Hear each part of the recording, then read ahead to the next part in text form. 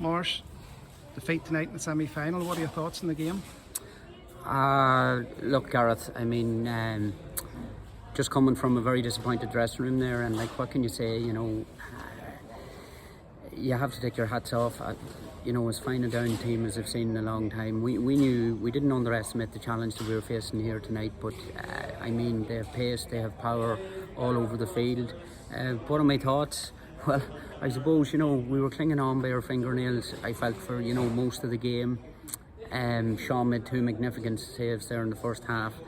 They could have been out the gate at that stage, but credit to our lads, they never dropped their head and they played to the end. And you know, my predominant emotion, like I told the lads inside there, is one of pride. You know, one of pride.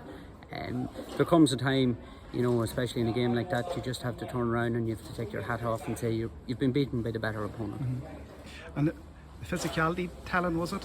You know, they were big all over the pitch. They were big all over the pitch, yeah, and you know, they had their homework done. You know, obviously they pushed up, they marked Josh. You know, we tried to counteract. You know, I thought that Zach done quite a good job on Keelan Johnson, but they just there was too many of them, you know, to try and man mark. I mean, Young McGovern, and they had it all over the field, you know. As you say, they were proud of the efforts of the boys, you know, and they kept going right to the end. Oh, absolutely. Never dropped their heads and kept trying to, you know, defend as a unit, and you know, when the opportunity was there, kept trying to get forward. So really, from our perspective, just proud of them.